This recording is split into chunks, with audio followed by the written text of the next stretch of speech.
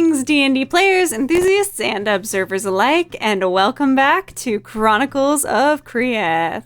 My name is Emma, and I will be your DM today, and every day that this wonderful campaign exists. Now, as per usual, let's go back and reintroduce our wonderful party this evening. Going to my right, as we usually do, because we mixed it up last time, is the wonderful Rosie and her character, Elon.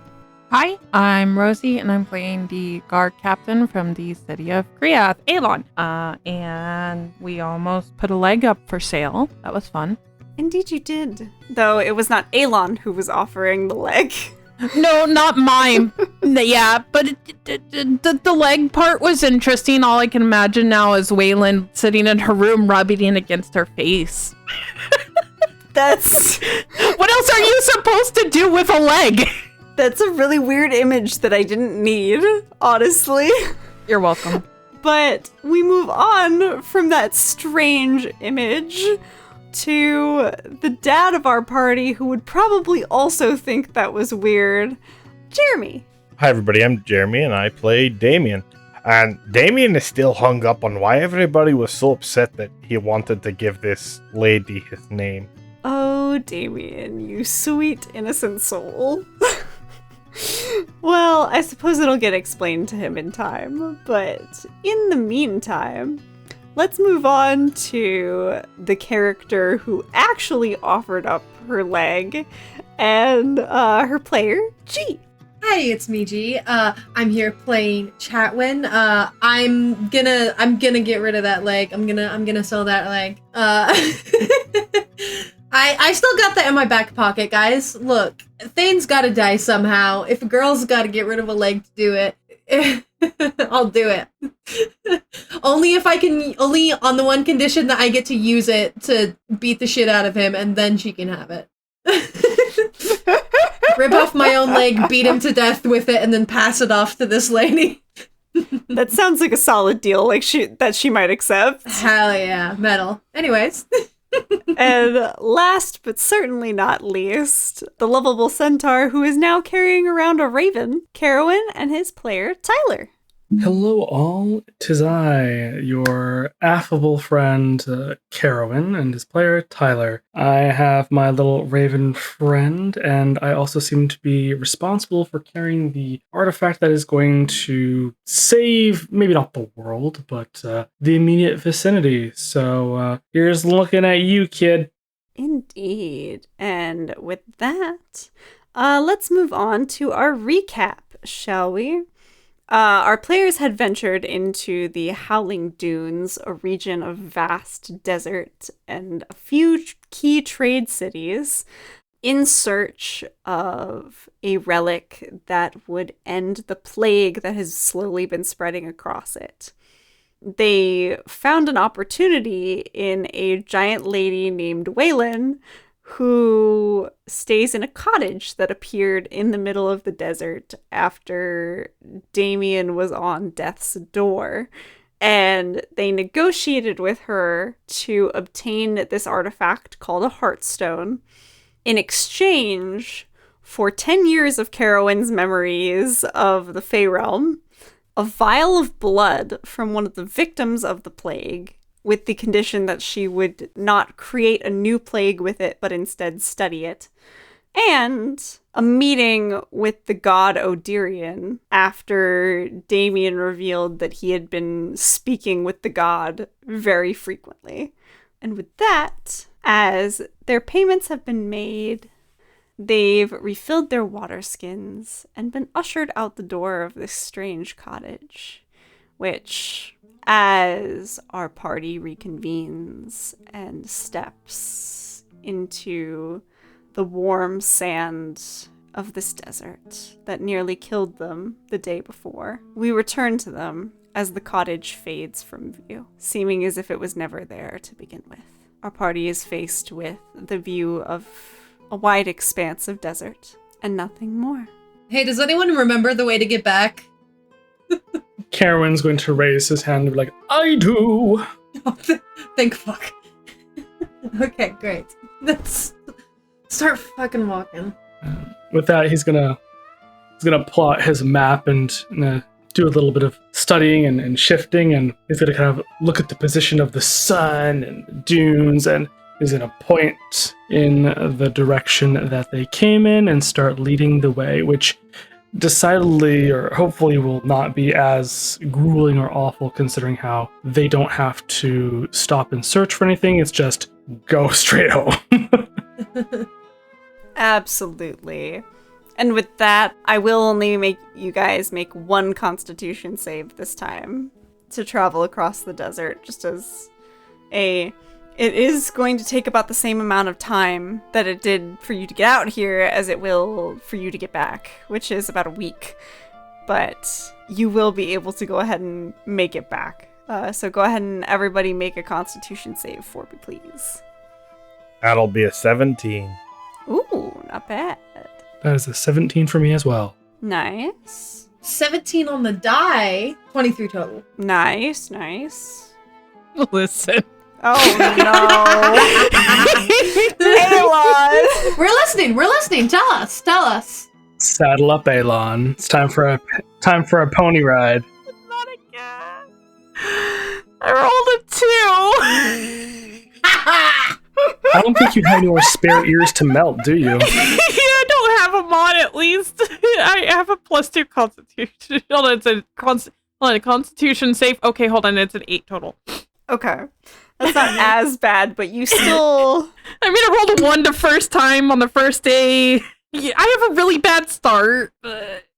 Everyone, as you set out into the desert again, remembering what the trip felt like on the way in, you remember a lot of the mistakes that you made along the way and what not to do, and you find yourselves making sure to avoid mistakes like not rationing your water, making sure that you're not wasting energy unnecessarily, things of that nature.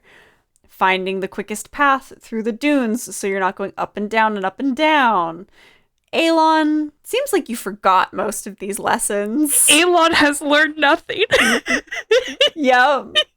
So as where the party is looking for the most efficient routes, you are just trudging along and you don't care what dunes are in your way. And by a couple days in, you're already much more... You find yourself significantly more exhausted than the rest of the party. And find yourself at the back of the pack quite frequently. But by the week's end, you're able to make it back without anyone losing their lives or any more wax ears, anything of that nature. And on that 7th day, the barricades and distant buildings of the Foxgrove Oasis would come back into view. These barricades have not been taken down at all. If anything, they've gotten bigger and sturdier, walling off the city from everything else. Aelon immediately, like, once they see the city, is just over on his knee, like, hands on his knees, bent over, just huffing, like, thank God. Well, that was a refreshing hike. That was nice. Fuck you. Aelon, are you alright? I never want to step foot in the desert again. I'm definitely not living here. Elon, like I've offered multiple times, you can ride on my back. It is okay. Nope. Let's just get this done. Your pride will be the death of you. Aelon, it's fine. Listen, yeah, as someone who grew up around this area, not in the middle of the desert, but sort of around this area, there's a really easy way to avoid the situation that you're in right now. Do you want to know what it is? No. I feel like you're just going to be condescending, so I'm going to skip that step and say we go... I'm going to slap a hand on his shoulder and lean in real close to his ear. Just don't be fucking bad at it, Aelon. You're such a bitch. I walk into the city. You're such a fucking bitch. Fantastic. The man who wakes up every morning early to go does his exercise and goes for a morning run. He's just like, I can't do the desert. Just like under his breath, it's just like, I curse you all to the mountain air when we get to Kriath. Get good, Aelon. Come on. You Chatwin, get good, whatever her last name is. Chatwin, get good, Darcy. Chatwin, don't fucking suck, Darcy. You just wait until the next time you lay your eyes on a pretty tavern maid. It's like someone's like, ow, I burned myself while cooking this meal. Chatwin with fire resistance, just tolerate it. What the fuck are you doing? Like, This fucking bitch. just don't get burned. What the fuck? When Chatwin goes to the mountains and struggles, that's Alon's time to shine. That's so funny because she will never be out of breath because she doesn't need to breathe, motherfucker. Get on my level!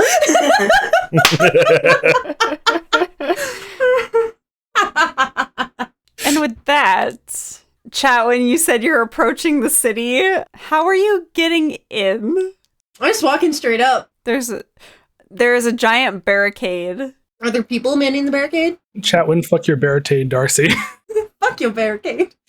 You would see a couple guards up on top of the barricade. Hi, do you guys want a cure? I'm sorry, what?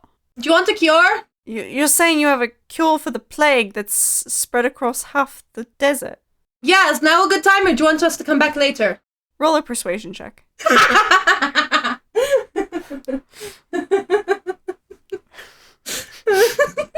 Emma, are these the guards that I spoke to at any point, or are these different ones? Make me a history check. Oh, okay, hold on. Well, my history's not so great. I got a 3. 17. Carowin with a 3. Their guard uniforms all look the same. You couldn't tell them apart from any other guards in the entire city. Darn. Chatwin with a 17. You see them consider it for a second, sort of whisper to each other, and the one disappears. He looks down at you and says, give us a minute.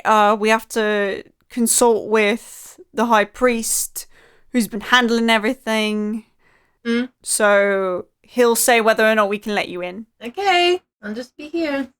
Can I just sneak in with my stealthy centaur powers? With my centaur pretzel abilities? I suppose that depends, because are you going to try and climb the wall? I mean, how well constructed do the walls seem? Are they like really solid, or they're like it's like more makeshift, some breaks and gaps and things? Like it's not perfectly solid. So when you all left, it was a very makeshift barrier, like very quick, like fences that were propped up. At this point, now that you've returned, and keep in mind it's been a couple weeks now since... Yeah, I was going to say like a week there and a week back. Mm-hmm. Yeah. So it's been a couple weeks since you guys have been gone. These walls are now made of brick and stone. With such limited manpower, I'm impressed. They are quite sturdy. Yeah, you know what? Screw it. I am going to stealthily stealth up the wall. Okay, now please remind me, because I think centaurs have disadvantage on climbing, correct? Hold on while I double check again. Because carrying 4 extra legs, or 4 legs, up a... Yes, so any climb that requires hands and feet is especially difficult for you because of your equine legs. When you make such a climb, each foot of movement costs you 4 extra feet. 4 extra feet. Instead of the normal 1 extra foot. So I would say in that case, this would definitely be a hands and feet climb up a wall. Mm-hmm. I'm going to say you have disadvantage on both the stealth check and the athletics check to climb. Oh yeah. Okay. You said athletics, correct? Yes. Okay. So 19. 19's not bad. And Okay. then With disadvantage? with disadvantage. Oh, damn. Okay. And then stealth check 10. 10. Got it. Okay. Carowin, you wander around the wall, sort of trying your best to pinpoint an area where you think you might not be seen by these guards as you shimmy your way up a wall. Now, if anyone's watching Carowin, he looks very akin to a mountain goat. He really shouldn't be able to climb this, but somehow he can. And as you're about halfway up the wall, you notice that another guard is coming around on this sort of landing that they've built. And he spots you as you heave yourself up so that your upper torso is over the top of the wall. And he goes, excuse me, you're not supposed to be there. Get off the wall. Why would you want to come into a plague city? And he's already walking over, drawing his sword as he spots you. Yeah, I was trying to figure out, I'm like, okay, do I have any good checks? I'm like, I have nothing good. This is all just, oh God. This is your shit show now. This is my shit show now. Well, since I'm already like basically up there, I want to like, if I'm basically over top of it, I'm like, I'm not stopping. That's just foolish. So I'm gonna, oh God. Fair enough. Yeah, I'm not stopping. I feel like that's not a very good idea. I'm just going to keep going on like, no worries, though, if I'm as mad as you think I am to come into a plague city, do you really want to stop me? And he's just going to look very excited. Yeah, we don't want you to get sick. Well, that's why I'm here, to make you better. How are you supposed to make us better? Well, you see, he's going to kind of try and find the right words. I am a traveling medic of sorts, and I have much experience with numerous diseases, illnesses, and ailments, both magical and mundane. And I heard that your city was in such a plight, and I absolutely had to come and see if I could offer my services. Roll a deception check. Okay, come on. Come on, baby. Come on, baby. Nat 20. You're fucking joking. You're fucking joking. Beautiful. Yeah! He is not joking. What the fuck? Of all the times to roll a nat 20. Good night, everyone. Spider Centaur Fey magic bitches. Centaur pretzel, centaur pretzel, centaur pretzel. Centaur pretzel, centaur pretzel. You guys realize that we now have to draw this for merch, right? There needs to be a centaur pretzel art. Oh my god. Someone needs to draw this. So many bones cracking. It just looks cursed in my mind. Why? No, this is upsetting. Yeah, why would you want us to draw that? See, you have two things now. You have centaur pretzel and spider centaur. No, just a Spider-Man heroine. I don't like it. It's not even that. It's like it's just a normal centaur, but with 8 legs like a spider, 8 horse legs. Oh. But still a horse body. No walls are safe. All right, that's enough of this bit. No one is safe. Anyway, as you say this, Carowin, the guard's eyes widen, almost as if he's come in contact with an angel of sorts. And he's like, oh, really? Are you that doctor they've been talking about that's been going around towns and asking about this? I mean, there's a few, but normally we don't let those in. But if your expertise is in magical ailments, then that's what we're thinking this has to be, because any mundane cure that we've used, it just hasn't worked. Yes, that's why I'm here, to help you, to heal you. Though it is imperative that my companions come through with me, as they are absolutely necessary in getting the required resources and preparations for a proper investigation, and to utilize the resources effectively in administering our cure and our exploration of what's going on. Right, got it. I can talk to my friends and fellow guards, and we'll let them in momentarily. And as he turns, those of you who are up front would have been waiting patiently. Everybody make perception checks to see if you can hear Carowin or notice that he's gone. Chatwin's famously so good at those. Damien's got a 16. 6. 18. Okay. So I don't think the 6 gets you much of anywhere. But Damien and Aelon, you would probably be the first to notice that Carowin's gone. In fact, I think all of you would at least notice that your centaur friend is nowhere to be seen. since he's usually very chipper and loud and trying to talk his way out of quite a few things. However, Elon and Damien would be the only ones to notice his shenanigans as he was climbing up the wall, and would later notice him talking to another guard. By this point, the guard that was watching all of you would have turned around and seen Carowin speaking to his colleague, and would just be like, Jerry, what the fuck are you doing? Why is he on the wall? And the guard that you'd been talking to, Carowin, apparently named Jerry, would turn and say, he says he's a magical doctor, Joe. He can fix this. We gotta let him inside, and his friends are at the front gate, apparently. And his friend kind of crosses his arms and looks at you, Carowin, looks you up and down, and is like, well, I guess we can see what they can do, but if they get sick, that's on you. And you see Jerry kind of frown a little bit and just be like, I don't want that on me, but... And he looks back at you, Carowin. You're gonna be fine, right? Carowin is going to give Jerry 2 big thumbs up and a beaming smile, and he'll say, absolutely, my friend. Then I guess that's all the evidence I need. Let his friends in. And Joe will shrug, walk down the steps, and Elon, Damien, and Chatwin, you would find yourselves being let into the Foxgrove Oasis. Oh, so you just believe him? He shows up and says he has a cure, but when I say the same thing, you don't believe me? It's not that I didn't believe you, it's that... Oh, but he just said he had a cure and he got let in, and okay, fine, I see how it is. I guess you just hate all women. I walk in. Chatwin, this is no matter to act like a teenage girl. I mean, and to be fair, did Chatwin climb an entire, wall to prove the point? No, she did not. Yeah, I'm just being a bitch.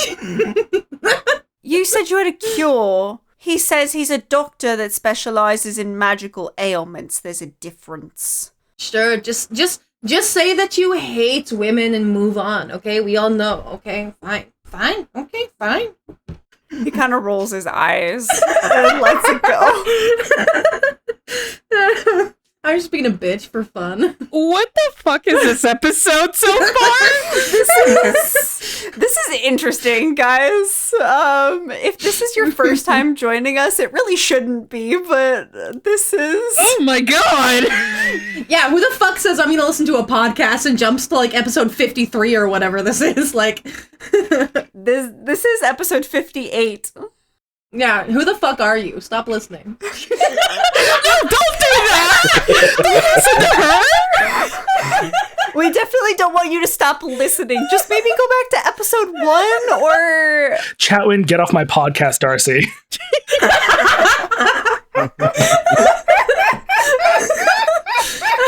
Chatwin's entering her mean girl era. Apparently. The amount of merch you're going to be able to have, just like chat, like have a picture of Chatwin, just like Chatwin, then just cross out various things like Chatwin, actual middle name, Chatwin, get good, Chatwin, don't fuck it up, Chatwin, get off my podcast, Darcy. Chatwin, get good's my favorite. New shirt design? I mean, if you guys want it, let us know. Get good. Let us know and we will make it for you. Centaur pretzel, Centaur pretzel. Anyway, you all step into the Foxgrove Oasis for the first time in a couple weeks now. And the town has become even more quiet. Those of you who have been here before and have known its bustling streets are shocked by how few people now exist here. In fact, no one's outside. Every building that you come across has its doors and windows boarded. No one is taking any chances, any precautions. If they have their lives, they want to keep them. And you can very clearly tell in their minds the way to do that is to make sure that they don't come in any sort of contact with this disease. You are led very, very quickly back towards the City Hall area, where you now see that there are 2 signs, 2 wood signs that have been posted in front of both that and the adjacent temple. one sign in front of the city hall saying that it is already full of the sick and that they've all been redirected to said temple. And you are now led to the temple where you see rows upon rows of coughing individuals, some covered in more boils than the others. You see swollen faces, struggling to breathe.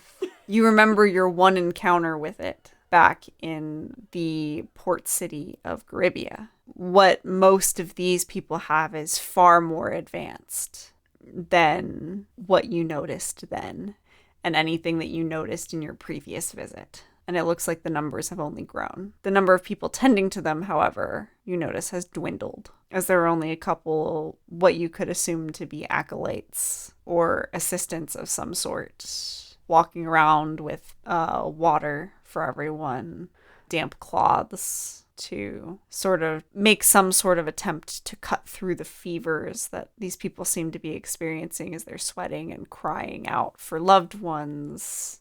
Anything to end their suffering. One looks up at all of you and goes, sort of looks you up and down, Carowin, and just goes, I'm so sorry. I don't know if we have a sick bed for someone of your size, but do you need me to get things set up for you all?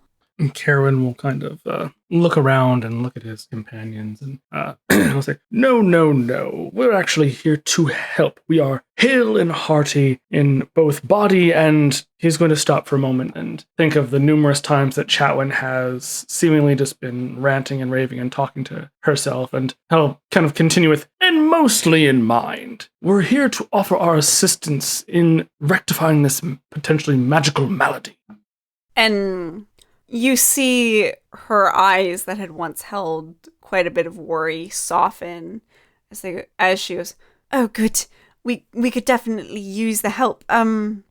Let's get you some... Do you all have rags to cover your faces? Aprons? Do you need those?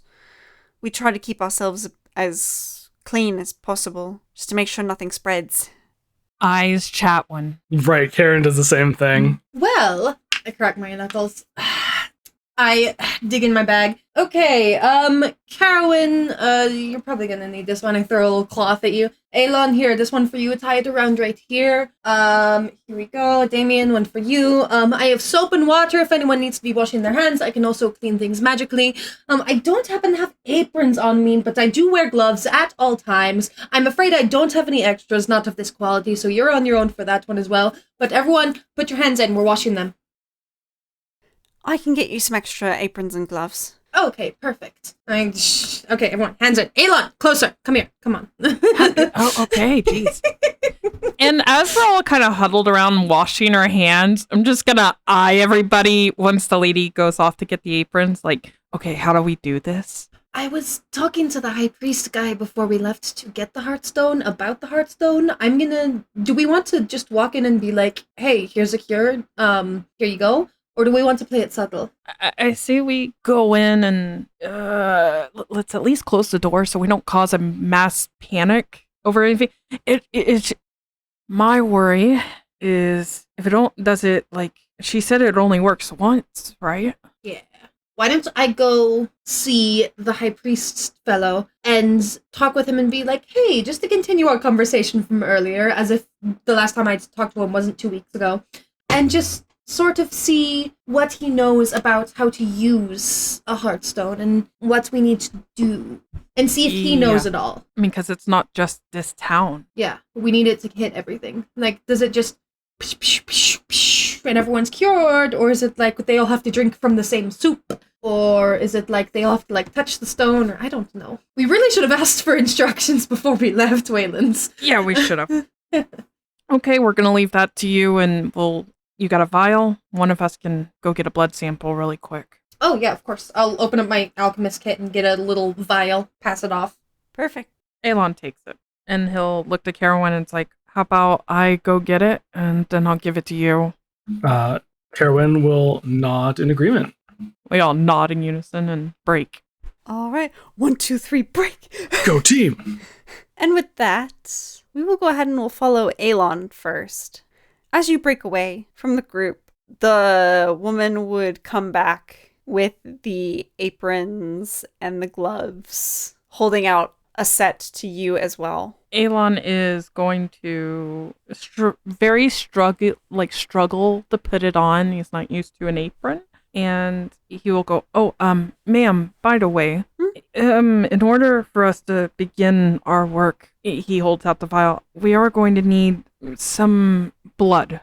Do you know anybody who's willing?" Understood. I would definitely ask one of the ones that are a bit more in their right mind than others and can still speak. Any recommendations?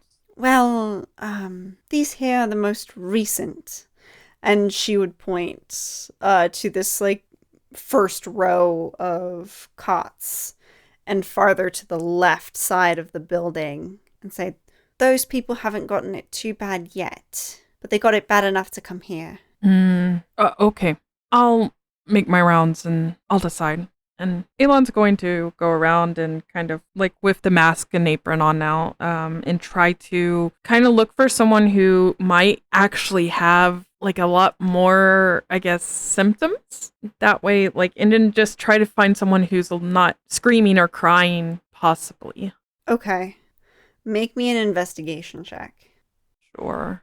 I rolled a 14, no investigation modifier, so just a 14. 14? Well, with that observation of those top left individuals being the most recent arrivals and not being super sick, you would logically infer that the opposite would be true of the bottom right corner of the building.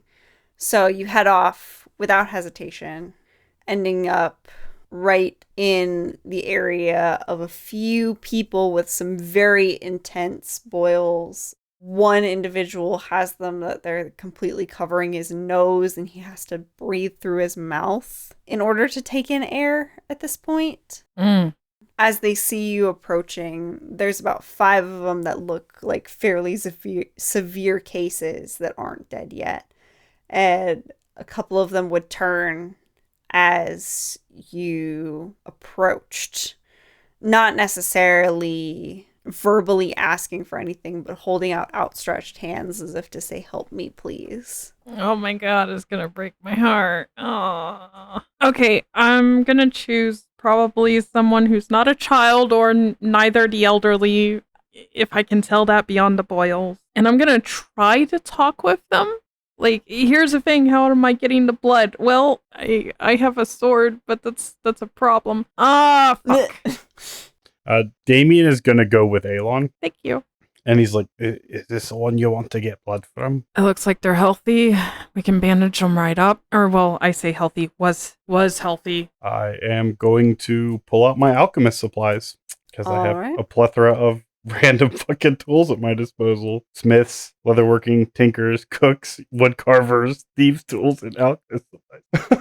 I will say that Elon probably goes over and like I want to say he probably has no regard for his life at this point. I don't care if I'm getting sick because I believe I'm going to be fine once we get the cure. So Elon's going to go over and actually try to be a compassionate half elf for the first time in his life. Mm-hmm. So, and he'll sit down and it's just like probably grabs a pail of water and a rag and stuff, is damping their forehead, and it's just talking like and it's like, I'm here to help you. We're gonna take some blood from you, okay? So just can you stay calm for me? It might hurt just a little bit, but we're gonna bandage you right up. It's gonna help everybody. And he looks at you with this sort of half-focused stare, but enough to give a sort of nod to consent to what you're about to do. And like I just talk to him lightly, and then at some point kind of like look at Damien and I just nod. He will extract using his alchemist tools. What do you want me to roll, medicine or alchemy? I would say to extract the blood, roll medicine. That's a 9. Yeah, you really don't do a great job, Damien. Damn, I'm way better with tools than I am with random rolls. with skills. You figured that finding a vein would be easy. It's really not. And it takes you a couple tries of pricking this poor dude that's already in pain. Ooh, can I say something else? Go ahead. I'm going to unconsciously cast Cure Wounds on him while doing so. Okay. How much healing are you trying to give him? Whatever Cure Wounds comes out to. Okay. I think that's a D8 plus something. Yeah. I rolled a 1, so 1 plus 1 comes out to 2. Yikes. Yeah, I healed all the pricking I did. True. Fair. Very true. And you would watch as this radiant energy sort of leaves your hand, and as the area lights up, the marks from where you pricked in the needle to take the blood sample are non-existent, basically. Damien's eyes will go wide, and he's like, "Holy shit! I didn't know I could do that." What? We'll talk about it later. I got your blood. Okay. Go give it to Carolyn. Avon stays there for a little bit longer, probably grabs a bandage, puts it over where the needle part was, and then once the man seems to settle down, he'll get up and rejoin the rest, hopefully finding wherever this priest is. I take the vial of blood to Carowin and Chatwin. At that point, Chatwin would be gone already. Oh, and it's like Catawin. He's like, "Is that stone going to be able to treat everyone?" And he'll kind of take the stone out and hold it in his hand. You said it was no bigger than a pebble, right, Emma? It was as big as the palm of Waylon's hand. Okay. So now that you're holding in your palm, it's a little smaller than that, but it's still fairly Big. Mm-hmm. Okay, got it. I will hold it and I'll just kind of look it over. I'll just tell Damien, I don't know. She didn't necessarily say if it would be sufficient or not. The implication is that it would be, that it would at least do what it was we thought or wanted to do. She didn't tell me how to work it, so I don't know fully. I am going to hold out my hand. Damien holds out his hand for the stone. Let me look at it. Carowin will hand over the stone. He is going to... I would like to make an Arcana check on the stone to see if I can figure out how it works. All right, go ahead and make an Arcana check. 15. 15? Okay, that's not too bad. I have a question for you. Is this considered a magical item? Yes, this would be considered a magic item. At what rarity would this item be considered magical? Hang on. Let me see if it has a listed rarity. Because I don't think it's listed in the monster manual where I had the... If it is a common magical item, I would like to replicate it. It definitely would not be considered a common magic item. Because that would be awesome. So just so you guys know, as Jeremy, that was one of the things that I wanted to ask the lady, was if we wanted something that would allow us to cure all of the sick people, not something that would cure the sickness. But poor Damien is... But poor Damien's dumb as hell. Hey, man, he ain't the smartest cookie in the box, okay? He's big, he's brawny, and he's good at making shit. Yeah, so I'm not seeing a listed rarity anywhere. But this is... No, I would consider this like a very rare to legendary item. With the ability to cure all disease. It's a pretty legendary item. Mm-hmm. So, Damien, you look it over and you realize that this item is far more complex than anything that you could duplicate. Okay. Do I understand how it works with the 15 Arcana? So basically, yes, you would understand the basic principles of how it works, which you would understand that in the swirling darkness, it almost looks like for a moment you think of the travel to the Fey realm that you guys took in the Sparkling Grove, and you think for the right person, it might be able to take someone somewhere, but you can definitely confirm that it can be used to cure all disease, as Waylon had said. Okay. But yeah.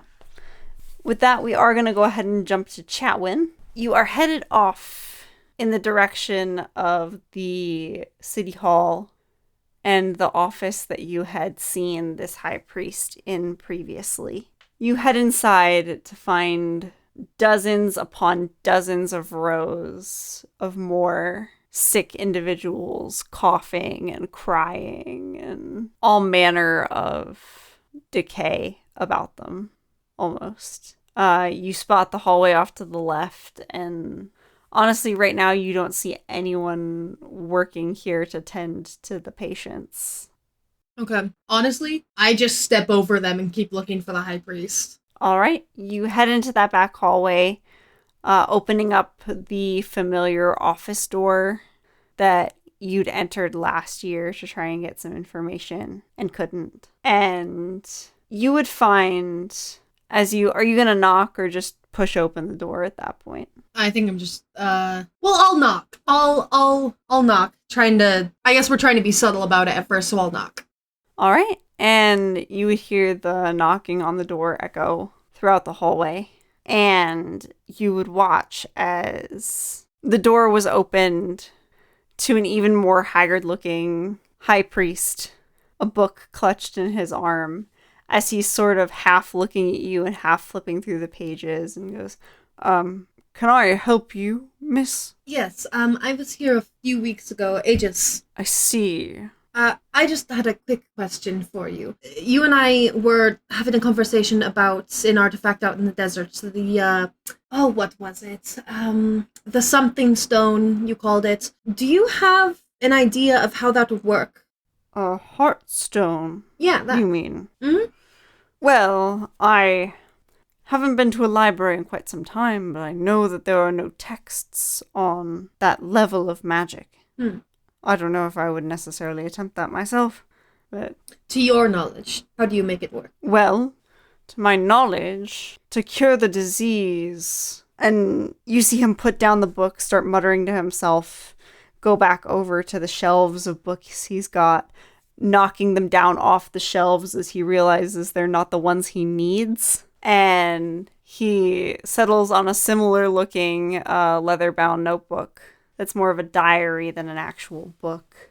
He would sort of gloss over the pages for a moment, and his eyes landing on something interesting, he would kind of look and say, well, there's very little about this stone in existence in the first place, but it appears that if you're to cure one person, then you would just touch it to the person. Now, since all of these people need some sort of miracle, I think that we would have to amplify its signal somehow to reach everyone. I'm no spells expert, I merely study the teachings of the gods and heal as I'm able. Are you sick right now? Me? No, I feel quite fine. Can you go grab any sick person? Just bring them in here. I'll be right back. Oh, okay. I have a working theory that may help. Understood. And with that, he would exit the office. Okay. I will exit behind him, but go a different direction to find my party. All right. And with that, you head back out in the direction of the temple, and you would all be able to reconvene a few minutes later without too much issue. I'll kind of huddle the other three. Follow me back to the High Priest's office, where it should be pretty simple to use. We need a test subject, though. So he's going to grab one of the afflicted individuals, and we're going to see if we can cure them using the Heartstone. The problem is we need to find a way to amplify it over a large area to get everyone at once. Otherwise, we're going to be spending a long time traveling across the entirety of the realm, touching everyone with this Heartstone, healing them. But let's check and see if it works on a small individual scale first. Sure. All right. Okay, great. Office is this way. He should be grabbing someone that's sick, and I'll lead them back to the High Priest's office. All right, you lead the way back to the High Priest's office. And by that time, as you are all heading back over there, you do see that he is heading back in the direction of the office, leading an older woman that is fairly covered in boils back towards that office. I'll usher everyone in and make sure to close the door behind us. Could you have her just sit down for a moment? Of course. And then to my party, apparently we're supposed to just touch them with it. Do you think we should try? I mean, if it'll help them. Yeah, I don't see how it could hurt at the very least. You said that it needs something to amplify it, right? Right, but I do want to see if it works on a one-on-one scale first. So if it can heal and help her, then we know it only works one time, doesn't it? That's what I was wondering. What if we tried water? with it somehow. Like infusing it with the drinking water somehow. Yeah, I mean, and in water, if you, like, for example, put it in a river, then everyone just drinks from the river or something like that, maybe. Cameron's going to turn to Cairn and kind of ask, is that how it works? Ah! Not as helpful as I thought. Darn. You can't understand bird, can you? Not right now. There's some interference. With what? He's got a real thick accent, the bird does. It's the disease particles in the air. It's agitating his throat, Ah! making it harder to understand. Ah! This is dumb. This is dumb. This is amazing, okay? It's amazing, thank you. I'll turn back to the high priest. Is there a source of water that everyone gets, where everyone has been getting water that goes through most, if not all, of the infected areas? In the Howling Dunes, there's not really much of a water source, save from wells and oceans. Elon sweats at the well, the fountain they destroyed. It was dried up anyways. How would we amplify such a thing? Anybody have magic? Can I do another Arcana check to see if I could think of a way to amplify it? Absolutely.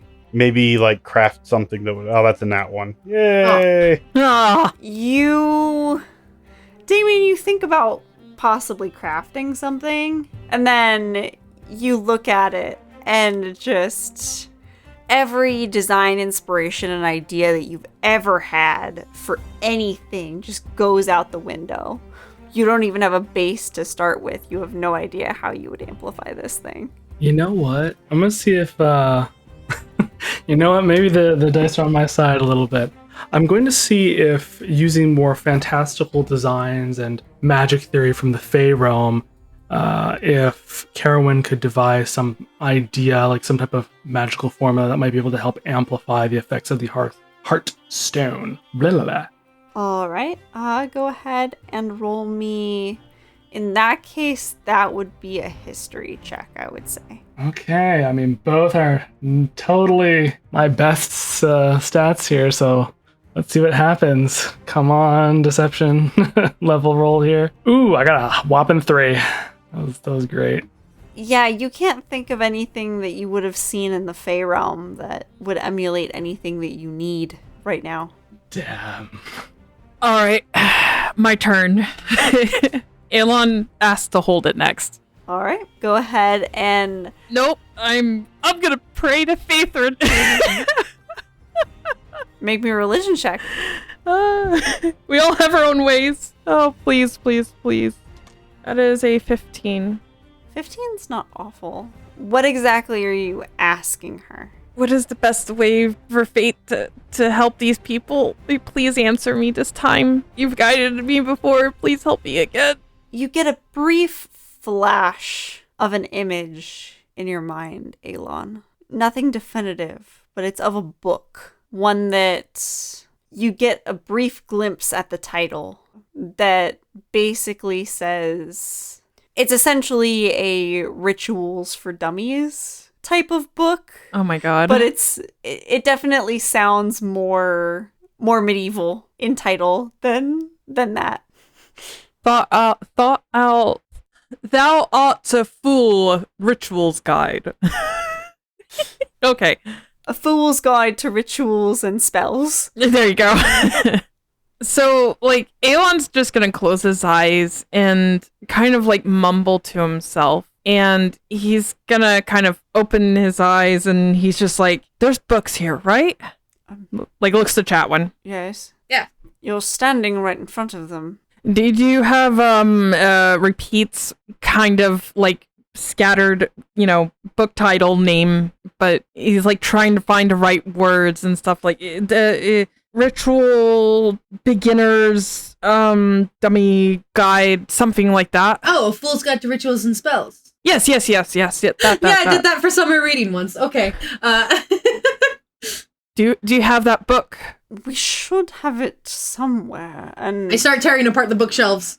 well, the thing is that bookshelves are already torn apart. He is now digging through the piles of books on the floor. Yep, I'll help. I'm on my hands and knees. Like a little library goblin. Aelin is too done. All right. We rolling investigation? Yes. Everyone roll investigation. Ooh.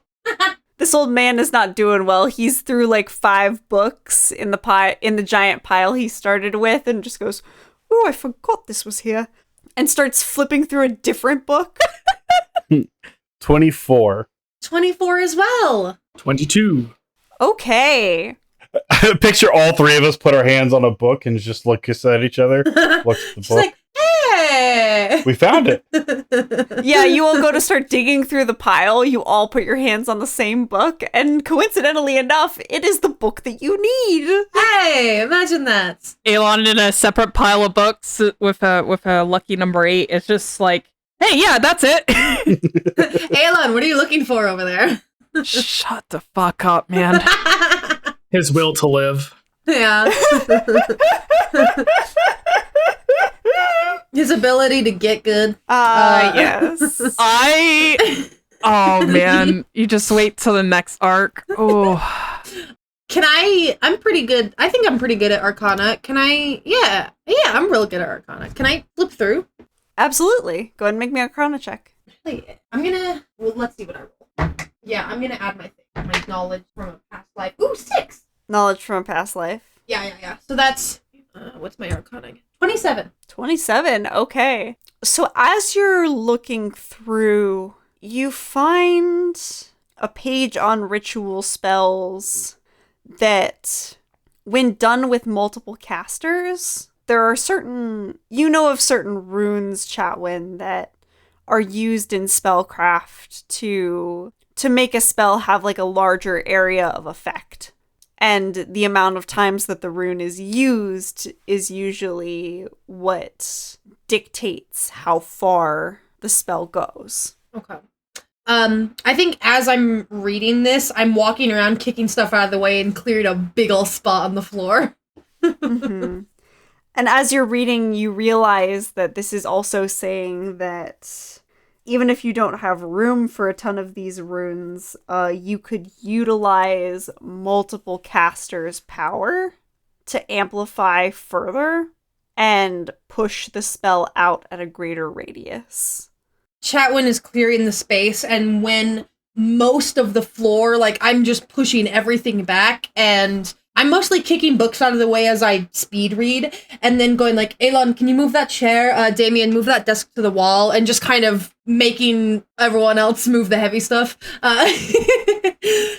Just clearing as much space in the room as possible to give a really big work area. And then I will just set the book down in the middle of the room, look around, and I'm gonna take out my spell chalk that Chatwin absolutely has on her. Just some chalk and just go like, okay. All right. While watching Aelin cross his arm, oh, that didn't wash away with your body. No, I got it afterwards. The high priest raises an eyebrow. Don't worry about it. If you say so. So I reach up, tie back my hair, shrug off my coat, and just get down on hands and knees and just start furiously scribbling all over the floor. Runes, circles, magic. Just... And I am, with very much precision and intention, very careful handwriting, trying to copy these runes down perfectly and put as many of them as possible in small script as I can, in just a giant mandala of runes and circles spreading from the center of the room out until I run out of room, however long that will take. Perfect. You spend about 20 minutes crafting this spell circle. It's very intricate. It's very precise. You know, in order to project this across the area that you want to, you're going to have to fit a lot of runes in a very small space. And you're also going to need a lot of bodies to project the magic to supplement for what you can't fit in this circle. So you include places for multiple people to stand for those who can cast magic. And with that last scribble completing the circle, you'd say you're pretty ready to get your job done. Okay.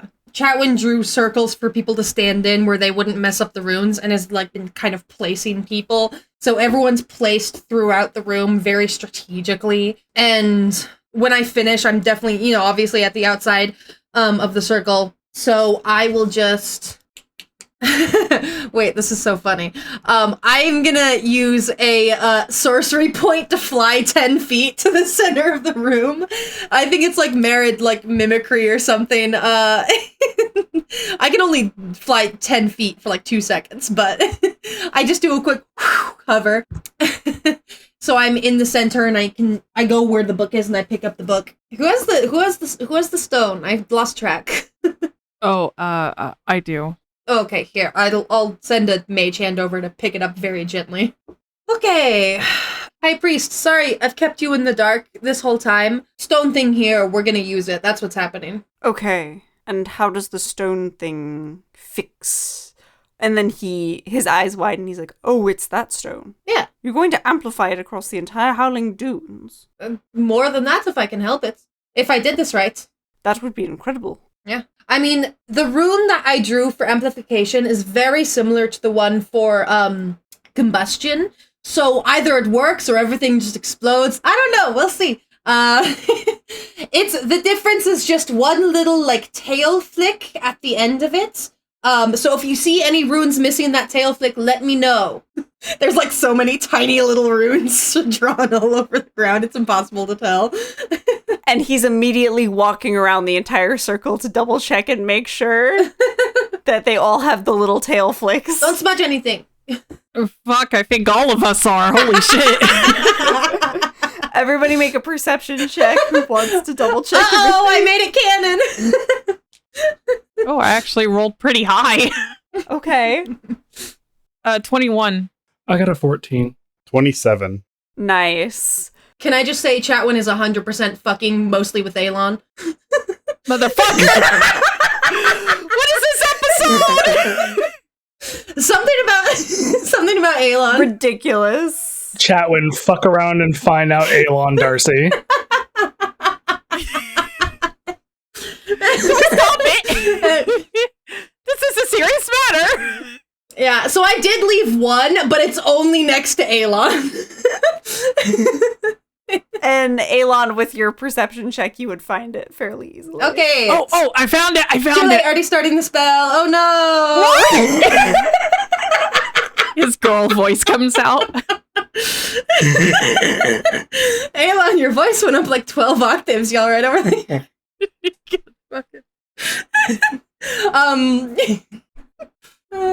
But no, I will, I'm not entirely sure of the mechanics of it, Chatwin is, so I'm really just gonna sort of like activate cast using the runic circle I just drew with like the Heartstone as the focus. Like, just feel out the magical vibes, Alright. I am gonna have you make another Arcana check. Tight. Okay. Yeah, I can do that. Okay, tight.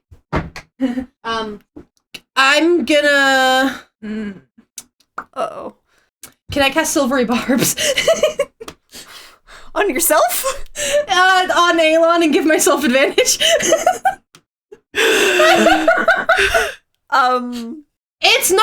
It's honestly not that bad. I'm just scared of... I mean, I might not have to. No, I think I know what's wrong. You need casters, and some of us aren't casters. I will use Flash of Genius, which adds 1 to it. I mean, I think, because I have +8 to Arcana, plus my knowledge from a past life, which is a D6, it's not too bad. It's not. Let me, hold on. Yeah, well, I don't ever use Flash of Genius, because it's just a +1, but I'll give it to you. That's another +1 for you. Okay. But if I can use my action to cast Silvery Barbs on someone and then give myself advantage, I will, just to see if I can't get better. Yeah, fuck it. I mean... If I'm allowed to do that. If not, I can cope. I'll say you can, but you can either focus on this particular spell or cast the Silvery Barbs. I'll focus on the spell, it's fine. I won't... Yeah, I was gonna say this would be a spell of needing immense concentration. Oh, I actually rolled pretty well on my knowledge from a past life. Can that stack, actually? With knowledge from a past life, yeah. You can use this feature a number of times equal to your proficiency bonus. I don't think you can use it twice on the same turn. All right. Had to ask. Okay, tight. So I got that. I think that's about all I can do. So +8.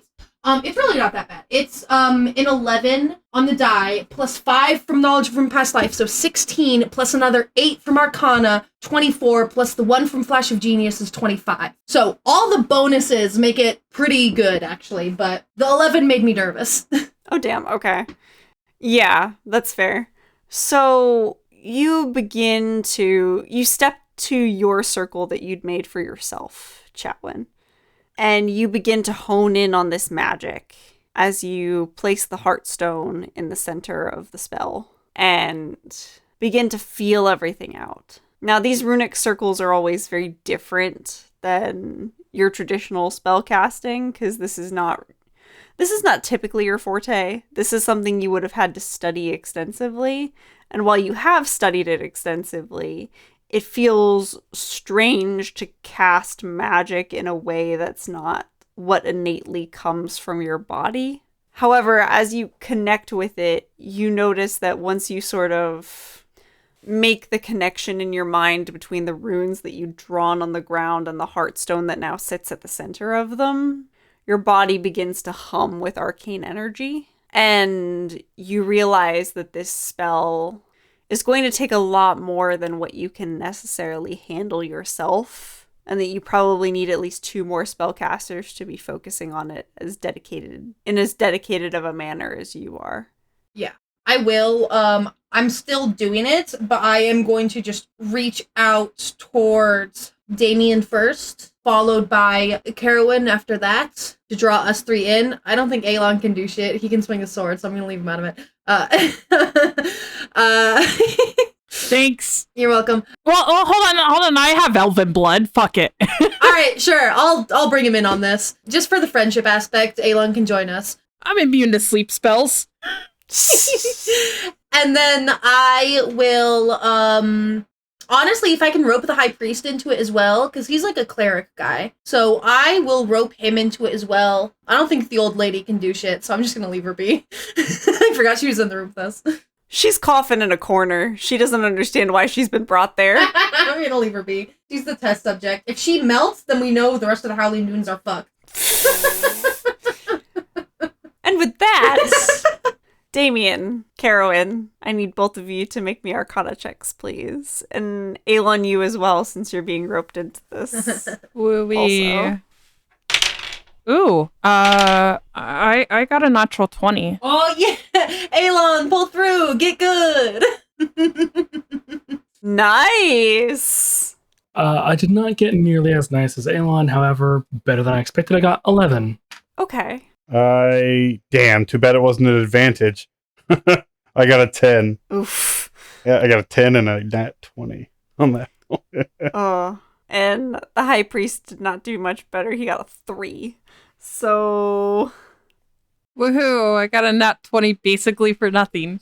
Alon, as you step in, you don't really know that much about magic, but you know that Chatwin's really good at it. And if there's anything that you've gotten used to in your days as a fighter, training with others, it's emulating stances and figuring it out from there. Oh, so I just copy her. Pretty much. And as you do, you feel this flow of energy that you've never felt before, and find that you're able to sort of direct it between yourself and Chatwin. Oh. As you both are sort of holding this energy here until you know you have the power to release it. Okay. Chatwin, I think I'm gonna explode. Just don't. I'm trying. Just don't do it, Alon. He concentrates on not doing it. Not exploding. And as you concentrate on not exploding, you watch as Carowin and Damien, then the priest all step into like that third circle and try to focus and can't quite connect to that magical energy. And as they're all sitting there sort of scratching their heads, being like, why can't I do this? You would watch as the raven jumps off of Carowin's shoulder and into the circle. Hey! And the Raven rolled a 16. So... Yay! And Chatwin and Aelon, you both feel this third potential to the spell connect as this Raven just sits in the rune circle and stares at you and goes, "Ah!" What vibes do we pick up off the Raven? Is there unending violence behind its eyes? It's very neutral. What the fuck? I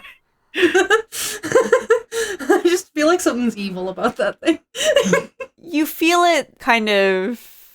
The energy that it's bringing to the spell is this is something that needs to be done. So we're doing it.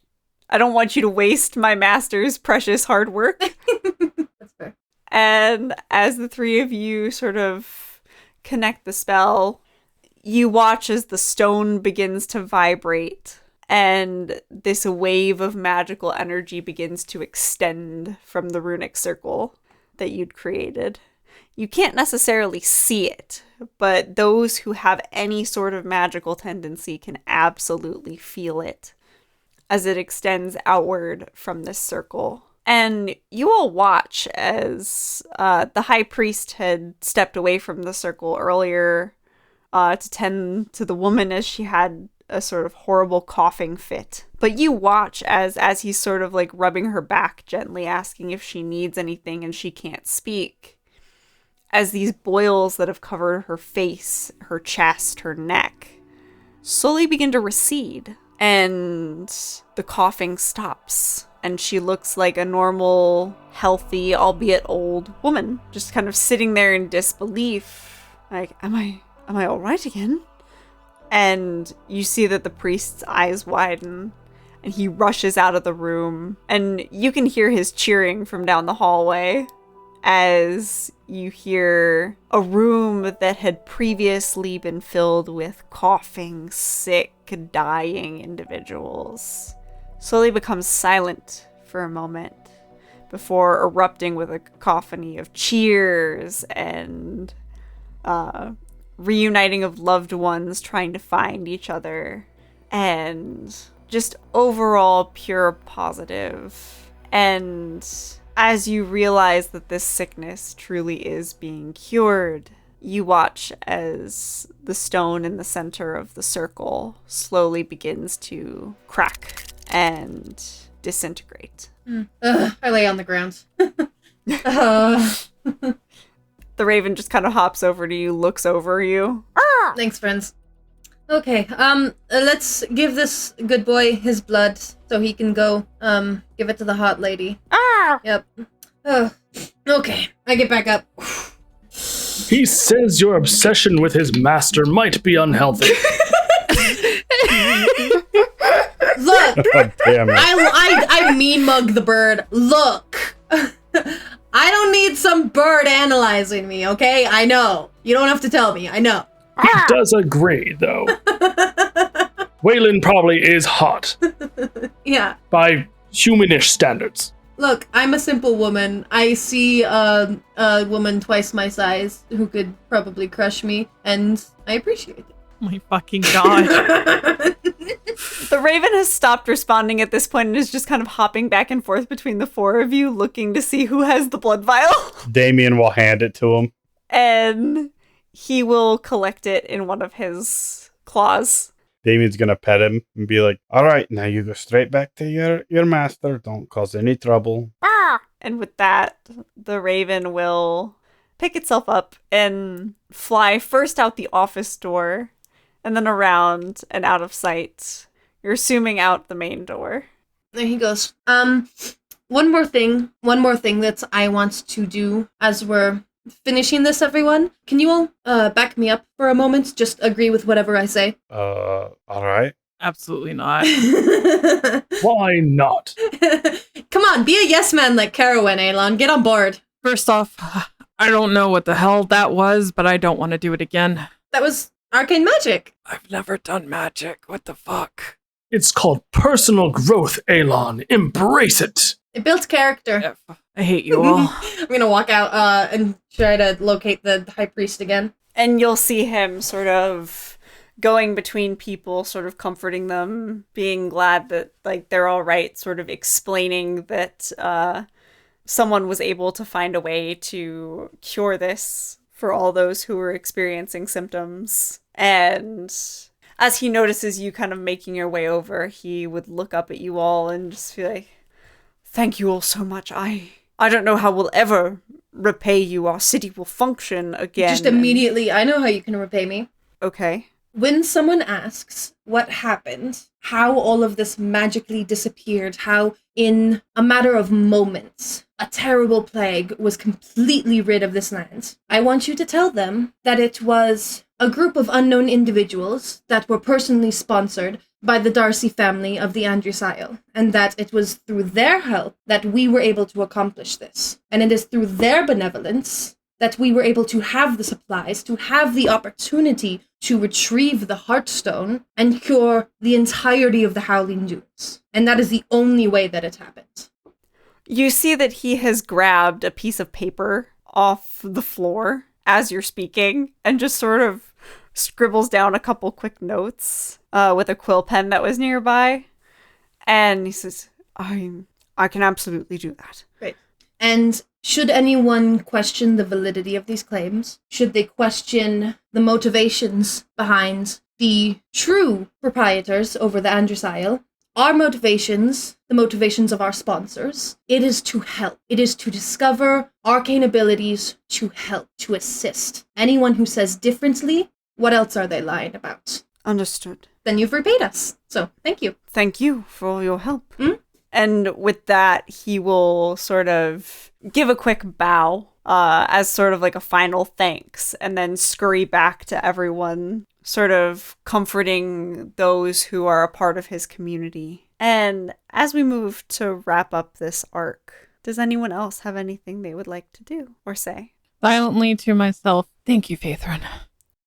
Carwin is going to go over to Aelon and put a hand on his shoulder and just like, you came in clutch, my friend.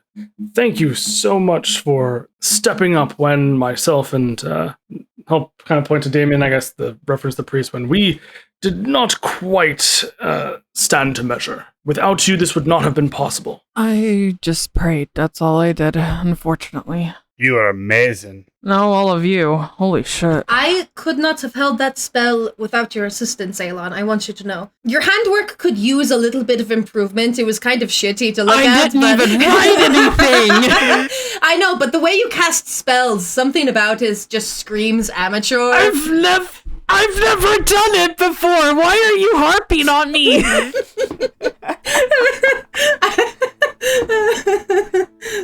And I think that's the perfect place for us to end this arc. Thank you all so much for listening through this crazy journey.